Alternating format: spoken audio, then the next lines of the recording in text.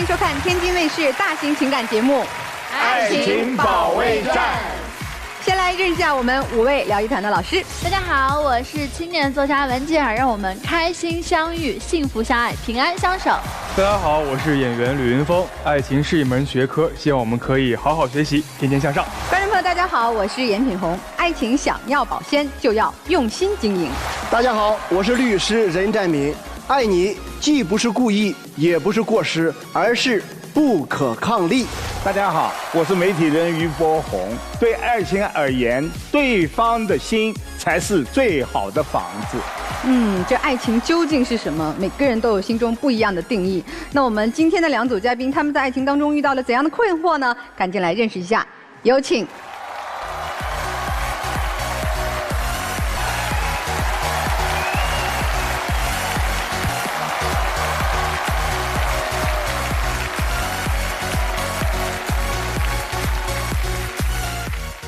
首先要疗愈的是本期第1对情感嘉宾段先生，50岁，来自陕西；摄像师张女士，43岁，来自陕西；策划师，他们究竟遇到了怎样的情感困惑？你们之间最大的分歧是什么？那肯定是为了儿子的事啊，因为我总觉得他老是逼着儿子吃苦，就像后妈似的。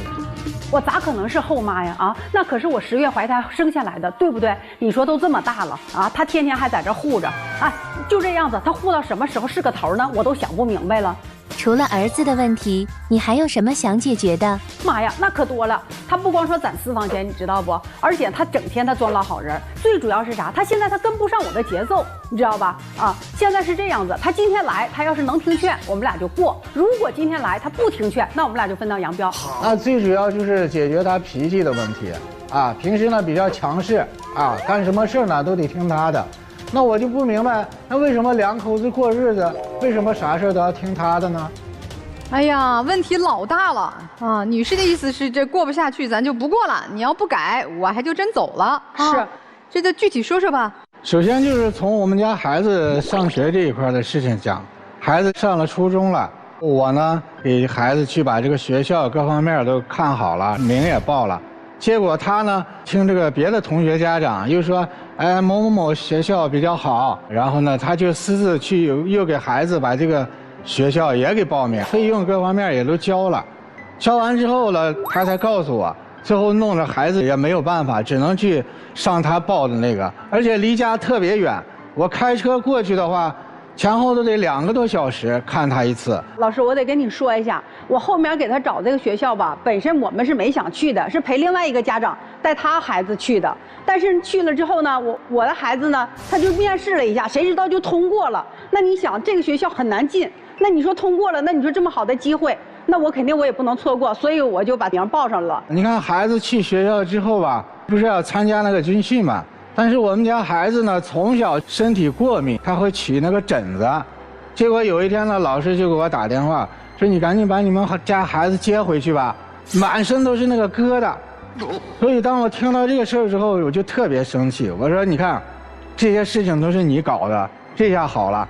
他说那有啥呢？那男孩子不在外头就得闯吗？啊，这点事儿算啥呀？这一点我支持妻子。孩子吃点苦怕什么？现在的孩子什么都吃过，就是苦没吃过嘛。不是你吃苦你也得看年龄段吧？哎呀，这不是现在都20多岁，这过敏好了吧？过敏现在大了就慢慢就好了。那咱就不翻这旧账了呗，这还有啥问题啊？然后再就是高中的事呗，高中还是他私下做主，因为当时呢孩子考了一个离家比较近的一个学校。然后呢，又让孩子住校，属于那种突击的那种学校，管理特别严格，就是每天早上4、5点钟，孩子就得起来，站到操场上要背课文，大声朗读。孩子成绩如何吧？咱看看结果，考学满意不？也就那样，而且就说也没少花钱，1学期下来得10万多呢，花了那么多钱，也没考上个好的，考了个2本。当时我说不让你送那么远，因为我考虑到，因为上了高中，哪个男孩子不谈恋爱，对不对？啥意思？高中谈恋爱了？早恋这情况我得要说一下，那有女生喜欢他，那证明我们家孩子优秀嘛，对不对？他他这个年龄没有资格恋爱啊。没恋爱，但是有女生给他写信了。这也都是过去时了嘛。过去有分歧有矛盾，但是也都按妻子的方式，对，就这么去培养孩子了哈。现在也上大学了，这应该没矛盾了吧？孩子也成年了。上大学我听他的了，我没往远送，就留到我们陕西了。我本来是想让他去云南那边去上大学，但是他还是一再的说必须让孩子在身边，我都不知道了。你说都这么大的孩子了，对不对？也都成人了，哎，像一个那个啥了，娘娘妈一样的，天天把孩子看到跟前儿，我就真的我都想不明白。你们儿子在这么不一样的父母的教育理念下长大，他是个什么性格的孩子啊？我觉得挺好的，挺活泼的。而且他在学校的话，也算是学生会的副主席。我觉得很优秀的。对，这你还不满意呀？他的性格像我，很外向，不像他。那也不是说你教育出来的，对不对？夫妻共同教育的成果。对啊，你这学生会副主席的儿子，你还不满意，还不骄傲，怎么还在这儿抱怨呢？不是，你说现在就是又牵扯到这孩子出国这个事儿。呵，你说我说就一个孩子，你还非得把他送出国去？家里如果有条件，父母也都支持的话，孩子也愿意的话，可以啊，这不是什么。对，你看老师说这句话就很实在啊，怎么？你有半斤还是有8两，你不清楚吗？对不对？那你自己家里的经济情况你不了解吗？把我都饿得瘦成啥样子了？你看你说那话说的，把你饿成瘦成啥了？真的呀，你们家如果就为了孩子上学，男人都饿瘦了，不是吧？那倒也不是啊。我们俩的工资呢，你要说高也不是说特别高，也挺辛苦，有啥说啥。但是呢，我母亲这块她有退休工资，也会给我贴补一些孩子上学的费用。再加上呢，我们在老家呢，我们也有那个房子，那大不了我把那个房子卖了，供孩子出来，这也没有错，对不对？你打住！哎，这么大人了，还一天让你娘家接济，丢人不丢人？出国留学，我觉得是量力而行，还得跟儿子共同协商。这个事儿，我觉得放一放，商量好了，咱再做决定。但你们俩的矛盾，刚才也说了，不止这些，还有啥呀？他一天他就塞抠，你知道不？他还自己藏私房钱。我那次吧，我就收拾之后呢，我就在他那鞋垫底下，我就只看着500块钱。凭啥你把我克扣的啥样子？你不清楚吗？1个月这么大人给100块钱，你说够干啥的？100块钱啊！他吃喝拉撒，包括抽烟喝酒都是我给他买，那给他100块钱，他干啥呢？有个应酬呢。那他有应酬，他跟我说，我再给他不就完了吗？那我得要计划呀。他这人就是这，他有应酬啥你。有人说你回来呀，在家里边我给你做呀，而且吧，就是朋友啊，有时候找我借点钱啥的。朋友还找你借钱，不知道你1个月100块呀？不是，我跟你说，老师借5块吗？一提他说这个朋友管他借钱的事儿，我得跟您说说，你知道不？您说，你说啥事儿你钱你都借，那人家2口子吵架，他那个朋友给他打电话。干啥呢？借钱住宾馆，借了多少钱？借了500块钱。你哪儿来的500，老段？用藏的私房钱吗？还了吗？还没还呢。我几年了。因为咋说了，那他平时也属于那种妻管严，挣的钱都是老婆拿走了，他自己也没有。但是咋说了，人家之前不是也帮过我吗？对不对？再说你说人家2口子吵架没地方住，大冬天的。你也不能看着人家睡在街头吧，对不对？老师，你看刚才他自己说了，我每个月给他100块钱，为啥给他100块钱？那是有原因的。我以前我不这样，原来吧，他挣钱他自己拿着，完了我要是不够了，我管他要，是因为啥呢？他手里头有钱，他不存，谁管他借，他都借，老好人一个。现在我不瞒你们，现在外头要不回来的还得有1万多块钱呢。你可以控制他不跟别人往外借钱啊，这烂好人不能做。但100块，说实话少了点。就那他还说多呢，他说还有给50的呢。我没听说过50、100，我都已经感到很震撼了。不是，他说让我把烟也戒了，我说那个东西我暂时戒不了，因为。所以老段，你是不是气管炎？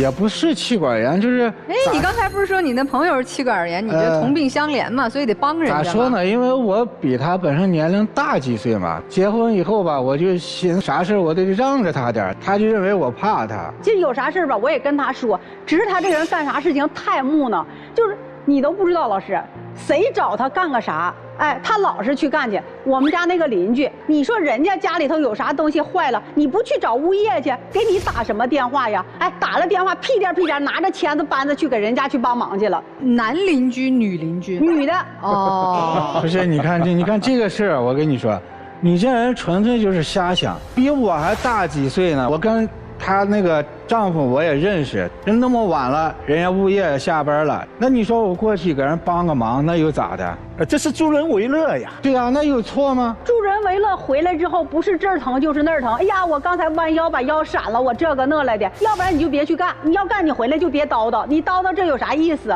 再说了，大半夜的你跑人家去帮什么忙？你让人左邻右舍看见都成啥事儿了？帮的时候人家丈夫在吗？她丈夫是因为常年在外头，那真不方便。对，你应该白天去，为什么要半夜去呢？就是老好人吗？不是，让人家误会。你去就带上你老婆一起去啊！大半夜的，我都把被窝躺下了，我还起来，我折腾啥呀？而且你别说我，你一天你打扮的，你让大家看看我穿啥样子，你穿啥样子。完了那天快要下雨了，我骑了个电动，我想着他不好打车，我去接他。见了面之后呢，第一句话是，谁让你来接我的？我说这不要下雨了吗？你是不相信我还是咋回事？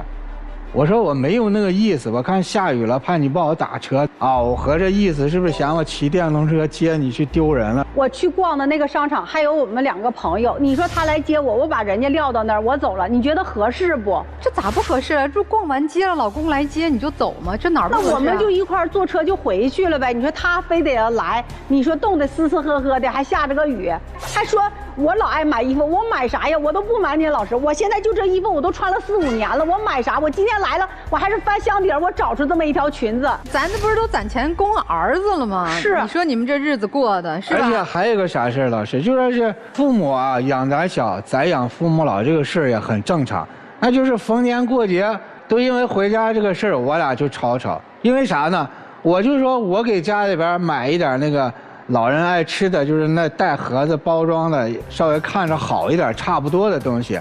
那他就认为不这样，他说都是一家人，买那个好看的干啥？买点散装的实惠。对呀，那不一样的吗？假如说你同样花100块钱，你买个盒子你就拿1盒，你要是买那伞你能买1袋，那老人得多吃好几块那个点心，你说哪多哪少？自己家里人吃无所谓。对呀，又不是外人，你说外人了，咱送个带礼盒的行，那自己家父母还有什么可讲究的呢？不是，我们家是农村的。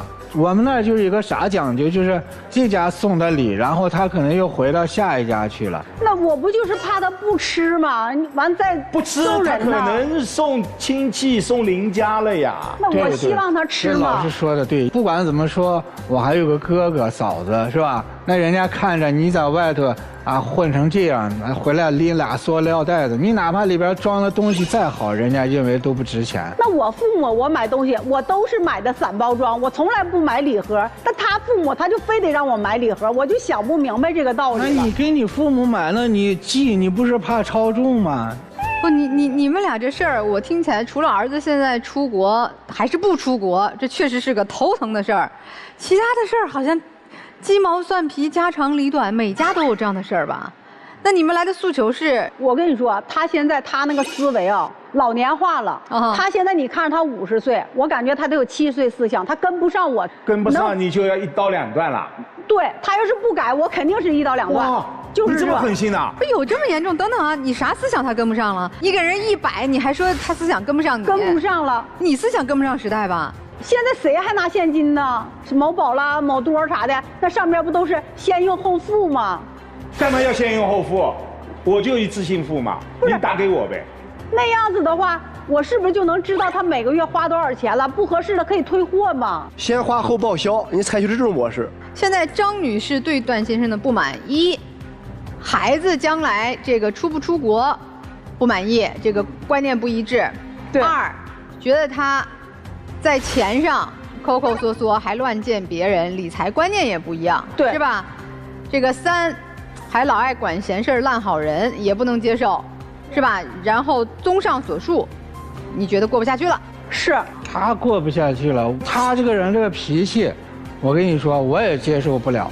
他说往东你不敢往西，哎，你要往西会怎么着啊？往西你今晚上甭睡觉，咱就坐这儿，啥时候说通了，你给我道歉了，咱这事儿算了了。就每次都是这样的方式。是啊，你说我干了一天，我挺累的，我想睡，他不行，他给你拽起来，你把我惹生气了，你想睡，门都没有，来起来说清楚再说。那你说吵完架当天的事儿不当天解决，那还非得打冷战吗？那我不觉得我这个有毛病。我们也看出来了，其实俩人还是有感情的哈，各种事儿累积起来确实也有不满。但是这次怎么办呢？这两位夫妻，哎，你们有什么认知跟他们分享一下吗？首先来讲一下孩子教育问题。男孩子嘛，吃点苦，养成一个自律的习惯，我觉得没毛病，对他的健康成长很有帮助。我觉得娇生惯养的孩子，成功的概率非常低，别的都是鸡毛蒜皮的小事儿。你想啊，每家过日子都是一地鸡毛。我支持老妹儿的那个想法，严厉一点，对孩子还是有好处的。不是他俩这关系，夫妻关系呢？你有什么建议？他俩夫妻关系，我觉得男人不需要留太多的钱。您觉得多少钱合适啊？一个月？100块钱可以呀，我觉得。对呀，哎，你俩真是一伙的。哎，咱这样吧，这老段提个要求呗，你希望财务上以后怎么样？我希望那肯定就是，你多少给涨点工资吧。涨多少？你少说也得给个500吧。所以这个先生的诉求就是工资涨点儿，脾气好点儿。来听听老师们的意见哈。没发现吗？你们俩都不希望儿子吃苦啊。这个大哥在小事上不让儿子吃苦，你在大事上不让儿子吃苦。你知道就是有。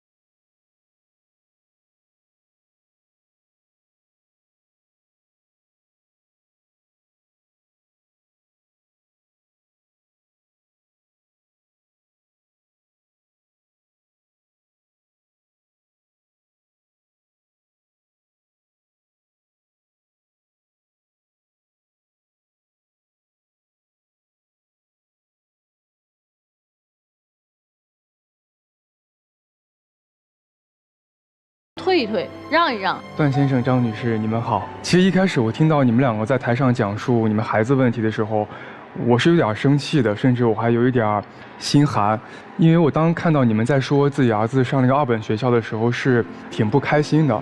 那我认为学习成绩其实不能代表一切，我还是认为你们的儿子是很优秀的。那我更愿意相信，是因为你们两个可能刚上这个舞台的时候，心里有怨气，对彼此的怨气，然后导致对儿子说出了那样的话。我更愿意相信是这样的结果。然后再其次就是你们刚才说你们两位之间的问题。我不知道其他老师听到是什么样的一个感觉。虽然你们在台上就是感觉像针锋相对，但是我心里会有一种很温暖的感觉。就我能感觉到你们只是做事的方式不被对方所理解，但是你们的初衷都是爱对方的。那这件事情要怎么解决呢？其实就是谁想继续谁改变。那我现在看到其实是段先生，你想继续下去，那其实你就可以多做一些改变，哪怕我们一点一点的来，也都是可以的。然后张女士这边，虽然你现在可能是觉得有一点点生活难过下去，但有一点我觉得您可能是要改的，就是你这个脾气的问题。这不仅是对你的爱人，可能你这个脾气发展到最后，你会伤害到这些真正所爱你的人。我觉得这一定不是你想看到的一个结果啊。然后最后就是一个那个财务的问题，我觉得这个问题非常好解决。您是要给你丈夫一笔活动资金，因为真的有时候会有一些突发情况，但你不想给他现金怎么办呢？有个东西叫亲密付，他花的每一笔钱你都能看到。好了，谢谢你们。其实把你们俩单拎出来，我不评价谁对谁错，那就是一个特别心疼自己孩子的慈爱的老父亲，看不得孩子这儿不舒服，那儿太辛苦，早上4、5点不想让孩子卷，没有好与坏。我觉得一个母亲说男儿当自强，你就要从小吃苦，不怕苦不怕累，好好学习，去参与竞争，也没毛病，毛病在于你俩不同的认知产生的冲突，你们的孩子一定受伤，他一定内心不是完整的。你以为你俩过得好吗？我不觉得。你以为你掌握了你老公1个月只给他100块，他服服帖帖，基本上不敢跟你闹，你就是婚姻的胜利者，爱情的女神？我跟你说，不见得。你老公这20多年，其实他是爱你的，他顺从于你的原因是爱你爱这个家。但是我告诉你啊，如果爱你的那个人放手，惨的是你不是他，他放弃的是一个让他体验感不好的婚姻生活，他是舒服的，但你是失去了一个爱你的人，你是难过的。我不说孩子出不出国，你们家是砸锅卖铁勒紧裤带送孩子，还是说你们家经济条件特别好就供儿子出国，我不讨论这个问题，家家有家家的想法。但是结合你老公的想法，结合他这20多年的人生，他有错吗？你们俩节衣缩食，1个月100块，穿的衣服都很破，吃也吃不上太好的，还要跟老妈去要人家的养老金养你们的孩子，这种日子他可是过了20多年。如果不是你一意孤行，你这么执着，他不会让儿子上20万的高中，省多少钱呀？这些钱自己吃好穿好，心情愉快，再孝顺一下老人，咱就买3大袋子精装的礼物回去看老人，心情不好吗？你就是在控制，把他当成工具，当成合作伙伴，当成和你一起养儿子的这么一个男性，你爱他啥了？有点不愉快就熬着不让人睡觉，把老段都饿瘦了。想要幸福的生活，就都得调整。老段也一样啊，我日子过成这样，你别怪你老婆，怪你自己。怎么那么没志气呢？爱老婆也得有底线呀，不能爱成这个样子啊，不能宠成这个样子啊！你这是搬起石头砸自己的脚，你比他大，那还真成了你这一辈子就必须扛着顶着这个头衔过一辈子吗？然后就无底线的容忍他吗？你惯的，你也收手吧。我们都去调整，你们俩是有感情的，像这个小吕老师说的，有感情基础，现在也是很深的情感和亲情的链接。我们在儿子已经长大成人之后，重新审视一下这段感情，让他再一次从爱开始，向爱启程。也许你们晚年生活还能相亲相爱走下去。这位先生，正因为你年龄大，他年龄小，所以你一直在包容他，对吧？完全错误。为什么呢？因为没有任何一个人会理所当然的无条件去包容一个人。你出发点本身是错的，你要稍微的强势一点，不能无条件的退让。这个女士，我给你的建议是什么呢？我不想用改这个词语，我想用你适当的控制一下。改不了，江山易改本性难，稍微的控制一下，语气也好，交流方式也好，态度也好，第一个段位，这边呢强一点，这边弱一点，找一个平衡点。第二点，孩子留学留不留学，我现在也面临这个问题。我想是这样的，他如果在国外靠他自己能赚钱的话，我觉得他可以出去，做不到这点别出去了，对吧？从法律上讲，过了18岁，没有说给他付这个学费、生活费的义务了，啊，这是我要谈的第二点。第三点，私房钱的问题啊，你这个钱涉及到2点，一个是藏，一个是借。藏了500块钱，又借给别人1万块钱，而且你们呢对这个财产之前也没有约定，那么这个财产属于夫妻共同财产。虽然藏了500，但段先生你想想，如果你藏的是50万呢？假设是50万，我想说明是有个道理呢啊，钱想要就大大方方的去要，别藏。因为什么呢？藏会引发什么？会引发不信任感。而且从法律上讲的话，夫妻一方藏匿财产，离婚后老婆如果发现你还藏过钱，人家还可以重新起诉再跟你要。藏，我认为不是长久之计，而是主动的去表达。所以我觉得这个公开、公平、公正，双方达到一个趋于平衡的状态，我觉得你们的生活会过得非常非常好。这个任律师是从法律角度深入浅出的给你们剖析了啊，财务上应该怎么去控制，情绪上应该怎么去管理，这得听进去啊！如果大家想更多的了解我们任占敏律师呢，有个非常简单方法就能找到他啊！大家可以在这个微信公众号当中来搜这个北京冠领律师事务所。对，是这样的。北京冠领律师事务所的微信公众号。你有法律方面的问题呢，就可以找到任律师来给您解答啊！谢谢任律师。妻子是策划师，所以你一直努力的策划着儿子的人生和丈夫的生活。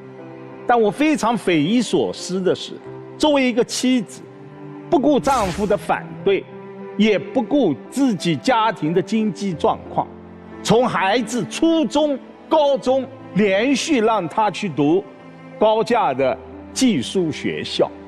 寄宿学校确实可以锻炼孩子的自理能力，但是你不担心孩子在这样的状态当中出现心理问题吗？另外，做父母的，我们有没有想过，我们这一辈子有多少时间能够和孩子在一起呀？我们有多少时间可以陪伴孩子啊？我知道这个妻子，她是全身心放在这个家的女人，但是，丈夫，我为什么说你身在福中不知福？她为了男人的面子不承认自己是妻管严，但她是铁板钉钉的妻管严。我们经常说怕老婆是一种美德，能够在婚姻当中服软，那就是爱。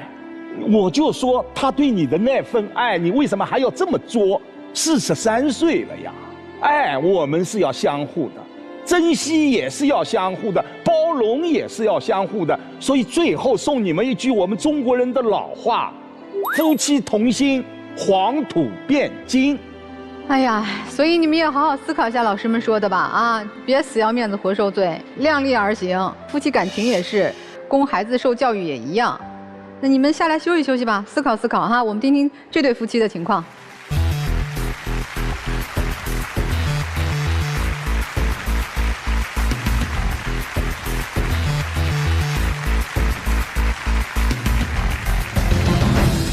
本期第二对情感嘉宾杨先生51岁，来自吉林，无业；韩女士53岁，来自吉林，退休。那么他们又遇到了怎样的情感困惑？请用3个词形容一下对方。他很善良，并且擅长持家，孝敬老人。他总是在骗我，然后总是对我冷战，现在对我不像以前那么好，他变了一个人。请给这段婚姻打个分，也就30分吧。因为我舍不得我们20多年的感情，他以前曾经对我特别好，非常好，非常心细，但是现在一次一次的骗我，我现在很伤心，很失望，对他失去信心了。70分，其余那30分也是因为我的过错导致的。如果没有我的过错，我相信我的家庭会达到98分。我的过错我认，我老婆是一个十全九美的女人，我希望导师们能帮我挽回这个家庭。哎呦。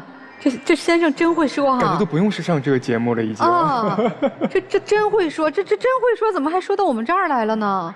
是我主动要来的，因为今天我就想请求各位老师帮助我挽回这个家庭，我不想失去他。啊，这太太不想跟你过了是吧？对。你这到底骗成啥样了？骗的这妻子20多年的婚姻都不想要啊？我们俩一路走来，也经过我们俩共同的努力，生活我觉得还过得还算不错，先后买了车买了房，最多的时候我们名下拥有3套房产。大约在5、6年前，因为我的一个过错导致的，现在这个家要散了。什么过错啊？就是有一天我给他洗衣服，在他的兜里头发现好多的彩票，好多是多少？上千以上。一次买上千啊？对。我之前我跟我爱人我俩一次也就买个10块20块。以前我们也买，但是10块20块的不影响正常生活。这次我发现这么多，我特别的吃惊，所以我就问他为什么买这么多。我头天晚上做了个梦，就是这组号啊，可能有中奖的概率，我就多买了一些。我问一下，您这样的感觉是只有这么唯一一次，还是经常有这样的感觉？有过几次。你这几次中了没有？没中。有一次我没有感觉的时候，我中了一次。首先，这个事儿不是靠感觉不感觉，我们买彩票是支持国家这福彩事业，对呀，对吧？如果能自己有一点小盈利，也是开心的；不能的话，就当是支持了福利事业了。刚才说您中了一次，中了多少？2万左右吧。你花了多少钱？你中那2万呢？你说多少？几十万。几十万买彩票，这是自己的私房钱，还是说借钱了？你听我说呀，老师啊。然后过了一段时间，朋友聚会，我们在一起聚吃饭。同学的老婆就跟我说：“啊，杨哥带我们拿这个钱不着急还，那个嫂子，你那个别那啥。”他是有意无意的问我知不知道这个事儿。回家了之后，我就问他，我说：“你怎么又管他借钱了呀？”然后他说：“我没有借钱。”他不承认借钱。当时我没承认，当时我说：“你别听他媳妇儿胡说，他有可能是把钱花不到正地方，对不上账了。”当时他说完之后，我就要给他打电话，我求证一下，对不对？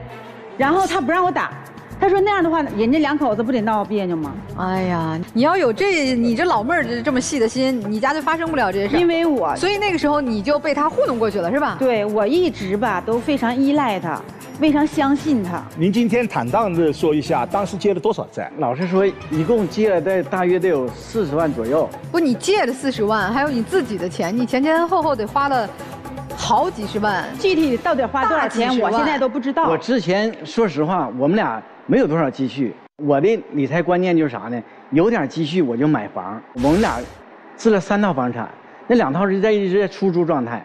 有一天我朋友给我打电话，就说：“杨哥，你那钱月底能对呀，我听到了。朋友跟他说，我月底那个需要用钱，把那个钱还给我啊！我都听到了，他还在那不承认。他说没有，你听错了。过了一段时间之后，我们家那个房子不有一个出租嘛，快到时间了，我就跟那个房户打电话，我说的该交来年的那个房租了。然后租户告诉我，你家房子不是卖了吗？3套房子卖了几套呀？卖了1套大的，因为当时那种状况，确实我撑不下去了，欠的太多了。你撑不下去，你欠的太多也得告诉人家一声。一次一次的骗我，一次一次的来。3套房子卖了几套啊？现在还剩1套，我们自己住的，再卖就没地方住了。就卖了2套还债。第2套房产和车子卖的时候，他知道的，是我俩商量的结果。我问他，你还有没有那个机会？外边还有没有债？他就跟我坦白了，外面还有债。那阵就不多了，那好像也就10来万块钱。那是干嘛欠的债呀？也是打彩票。也是打彩票，不够哈。对，因为我上次卖那一套房子就是没够还的。不是，那你们干活赚钱呀？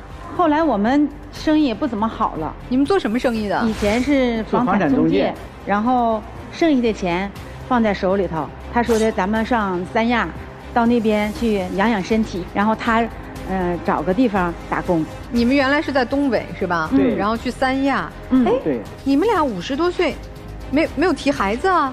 我们没有孩子，因为没有孩子的牵绊，所以抬脚就去3亚了。对，也好事嘛，换个环境。对，他说让我养身体啊，然后他到那边找个工作。找着了吗？别提了，到那块之后，他天天游山玩水，上各种景区。那是全国人民都向往的地方，你到那你不去溜达溜达？但是你跟我来说，你是来找工作呀？你去景区也好，你去那个市场也好，你去商场也好，你不都在找机遇吗？行，溜达溜达，游山逛水也可以，有个时间，你逛个1周、2周、3周、5周的，也该开始干活了吧？突然有一天回来告诉我，他兑了一个饺子馆，没跟你去一起考察，一点商量都没有，我都不知道。当时我看那饺子馆的时候吧，他家就急兑，我要不兑的话，他可能要兑给别人了。哎呀，可真幼稚！然后就兑下来了，兑下来，把你们手里那点积蓄又投进去了，还不够，还不够，不够。我说咱们的钱也不够啊，你怎么说兑店就兑店，也不跟我商量呢？自己的钱都不够，又借钱了是吧？对，然后又问我父母又借了，在我公公婆婆那儿借了养老钱。因为我说实话，这些年我很少给人打工。他就是不想打工，想做老板。你们投资这个店大概需要多少钱？大概一共花了18、19万。最后结果怎么样？赚钱了吗？2年经营下来，又亏了不少。然后我一看这种情况下不能在这儿了，我说把店兑出去吧，我要回家了。然后这次他听我的了，兑了几万块钱，然后他就订机票了。订了机票，他订的是上海的机票，不是回家的机票。然后我就问他，我说为什么要订上海的机票？他说咱俩出来一趟不容易，上上海去看一下，都说上海很好。上那儿去转一转。我也没办法呀，他已经买完了。然后我就跟他去，我说好吧，只要往家的方向走就可以了。下了飞机了之后，我们俩打车，司机给我们送到一个二手车交易市场。我问他上这儿来干嘛，他跟我说他在直播间订了一台车。很多有直播间卖车的，然后我就相中一台车，直播的那个主播也讲，有很多东北的车商都在这拿车回东北卖，挣个差价。因为上海的车况比较好，东北车况不好。然后呢，我就觉得这车就开到家就能赚钱，至少能赚1-2万块钱。所以说我也没跟他商量。完了我就说，我说你确定能赚钱吗？他说我确定，钱也不用你管，不够的钱我来张罗。然后他给我那个大姑姐打电话，然后我大姑姐他们那个钱在理财，暂时拿不出来，又借钱是吧？对。因为提车钱不够嘛，那车10万块钱。后来他就跟我，他说那个让我跟我姐姐那个借钱，借完之后咱回去就把车卖了就给他了，也用不了几天。后来我也没办法，我就管我姐姐借了钱，我们开车回去了。回去到家了之后，不卖车，天天出去开车玩吃。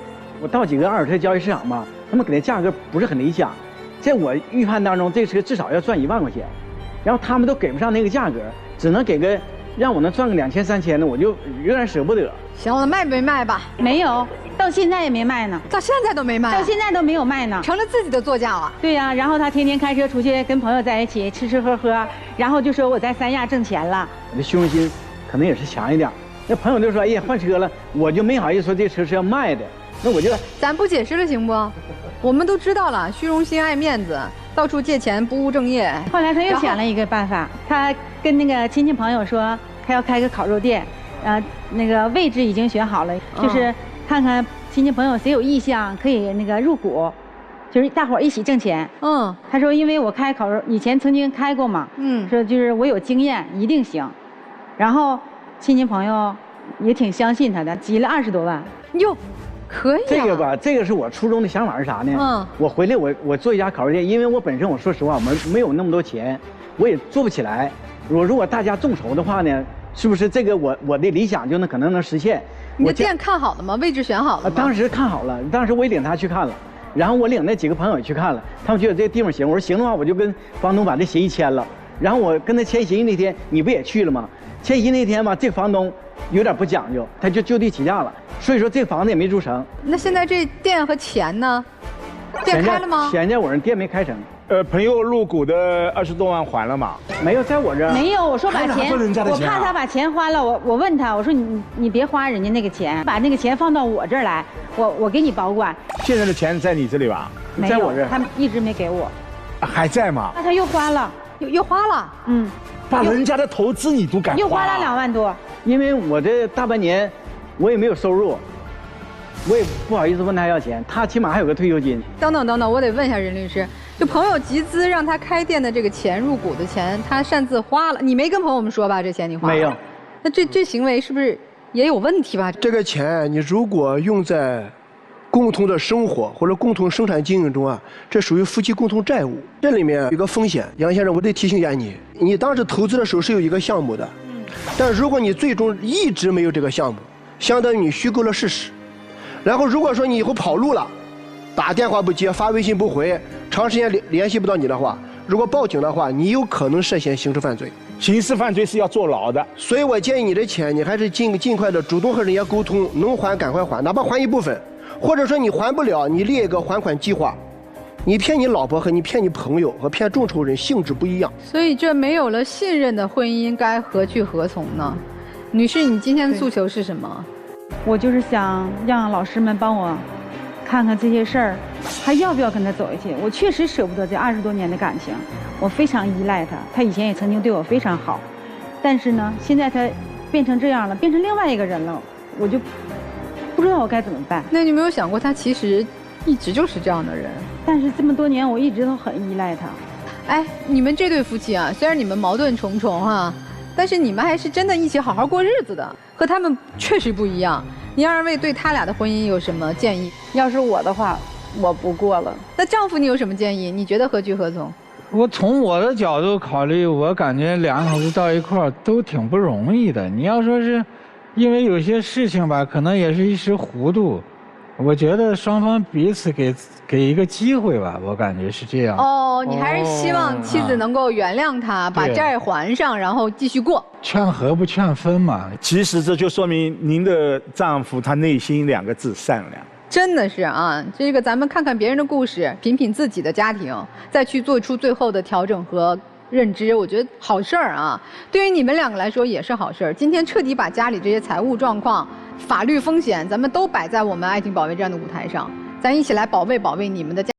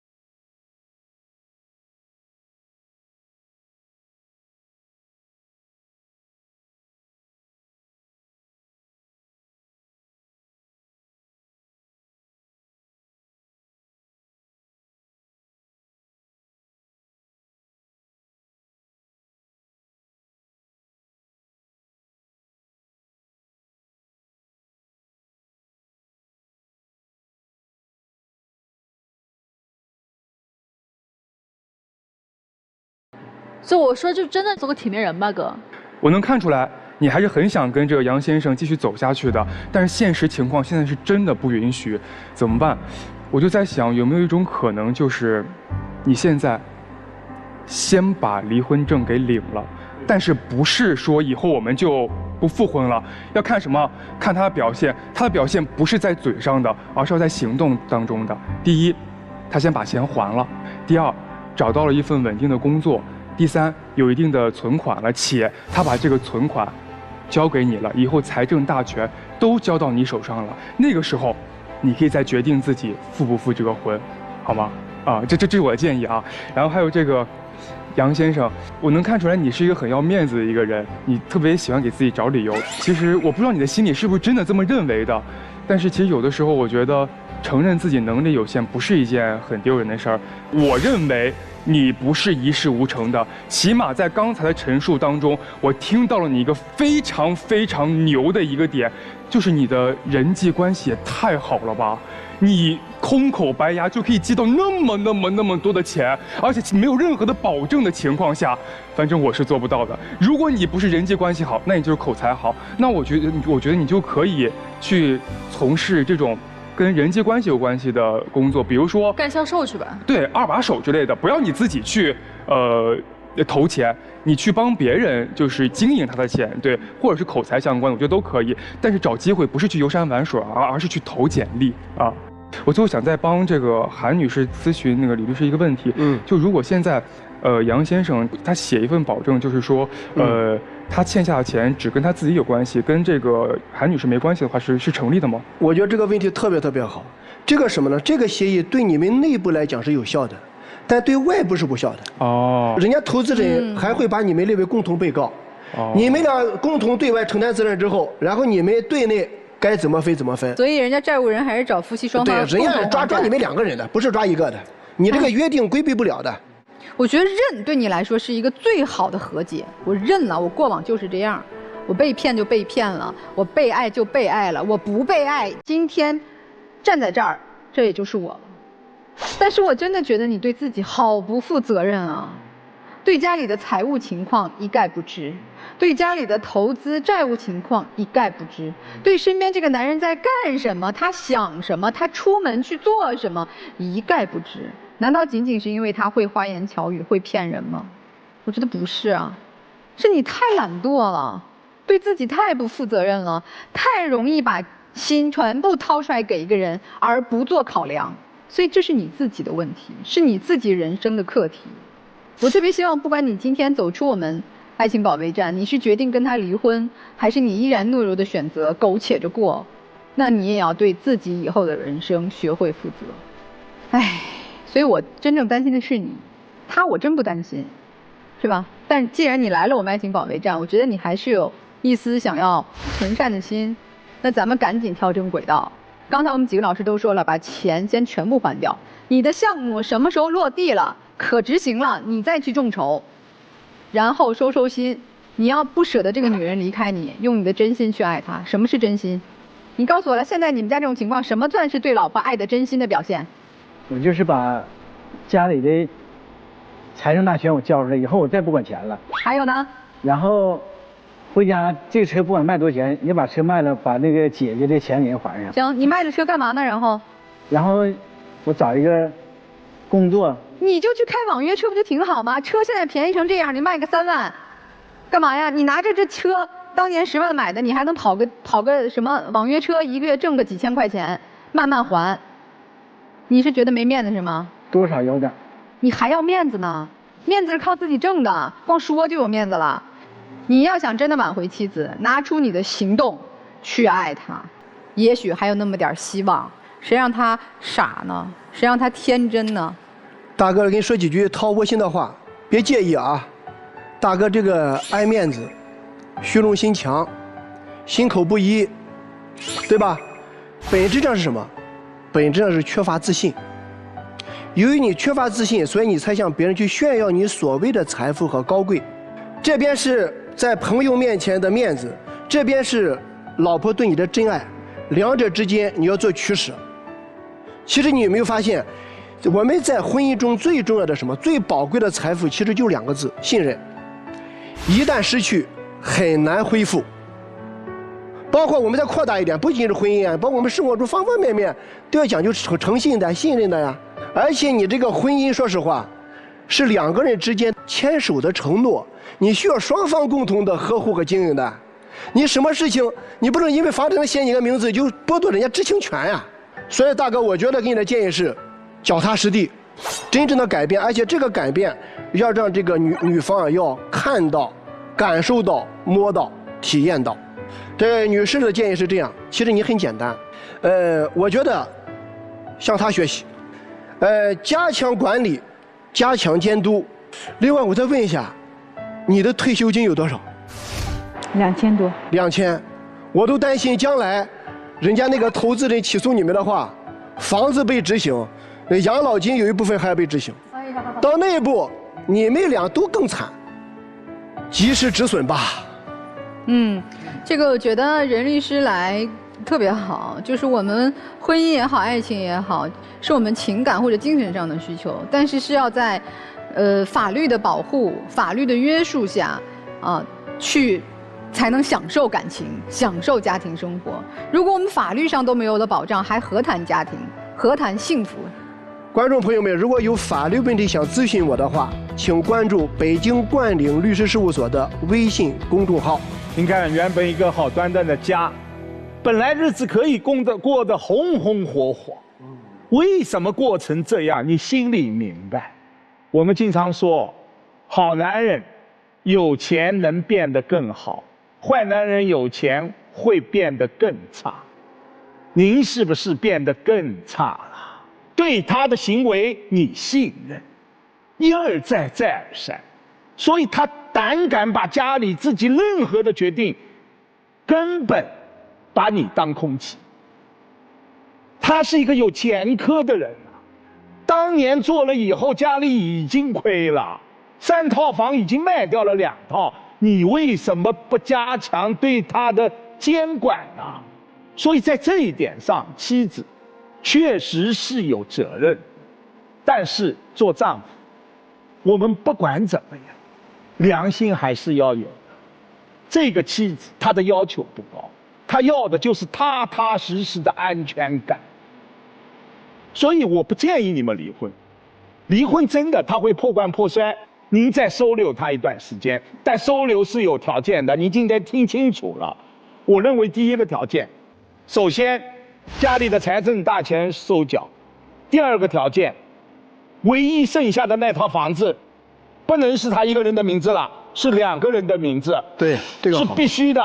这个好，这个好。第3点，欠的20万的朋友众筹投资款下了节目，哪怕是砸锅卖铁先还了，这是必须的，否则他真的没法做人的，还有什么面子呢？这几点都很重要。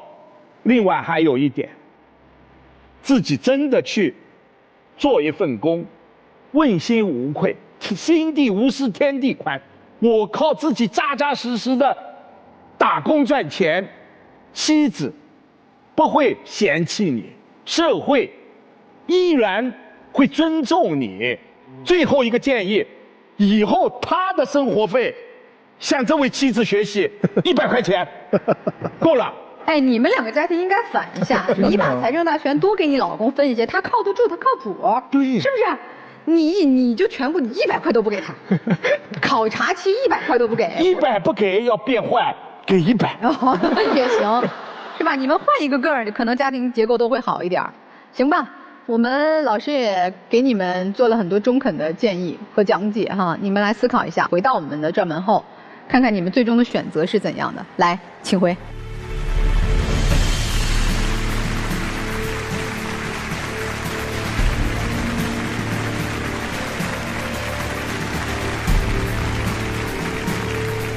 老师们觉得我们第一对夫妻他们会出来吗？肯定，一定出来哈。双出。好，来看一下我们第一对夫妻的选择，请开门。没了。不知这是什么意思呀？啊？没有，我没有看错，没有，真的没有出来。这个大出意外啊！我更加希望是丈夫不想出来。但我有一种感觉啊，他们不是讲感觉吗？我觉得他们俩虽然没出来，但是不代表婚姻就不能继续。可能大家需要一个更多的思考和调整的方案，比如说孩子是否出国，或者出国用什么样的方式，勤工俭学、奖学金等等，包括他们的相处方式，2位都做出相应的调整，来达到一个和谐的地步。这也是为他们以后的，真的是孩子长大离开家之后的晚年生活做一个妥善的安排。哎呀。些许有些遗憾，很遗憾。好吧，那我们也看看第2对。这一对真的在任何人眼里是没有办法过下去的。但人家一个愿打一个愿挨啊，看看他们自己的选择吧。来，请开门。也没出来，也没了，出来了，已经出来了，给你来了个反转啊！来，快来！我刚刚在后面我已经跟他商量好了啊，我听从各位导师的意见，这就对了。首先，我财政大权以后我交出来了，不管。对。第2个就是把咱们众筹那钱都给人退过去，赶快还。然后还有一个找份工作或者开个网约车也不丢人，自己赚钱养家有什么丢人的，对不对？今天给你丈夫一个机会哈，那我们在舞台上也拥抱一下吧，给彼此一些鼓励和支持。来，一起见证你们的幸福时刻。大哥，这是既幸运又幸福呀！啊，老婆你放心吧。以后绝对不会让你失望了。会说，多抱一会儿，会说。别说了，以后做吧，少说2句。祝福吧，祝福吧，祝福你们，祝福你们，祝福吧。其实，你看刚才你俩这个相拥着纹丝不动啊，也能看出其实还是有很多情感的。但是情感上升到最后，一定是彼此的责任和承诺。希望你们对彼此负责，对自己负责。过好你们人生之后的路，好吗？祝你们幸福，谢谢再见，老师再见，祝福你们啊！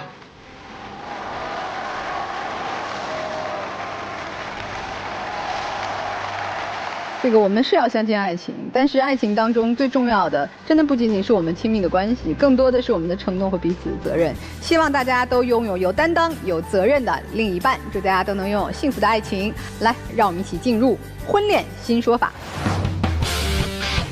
当场捉妻子出轨，肢体接触中将妻子打伤，鉴定为轻伤，妻子逼我净身出户，否则起诉。我现在会面临什么法律后果？丈夫有可能既要承担刑事责任，又要面临民事赔偿。那么根据刑法规定，故意伤害他人身体的，处3年以下有期徒刑、拘役或者管制。另外，妻子受到了伤害，丈夫还要承担医疗费、误工费，甚至有可能是精神损害抚慰金。在此建议丈夫积极和妻子沟通，主动赔偿，得到妻子的谅解，减轻相应的法律责任。好了，感谢收看我们今天的爱情保卫战，谢谢我们几位老师的辛苦工作，我们下次节目再见。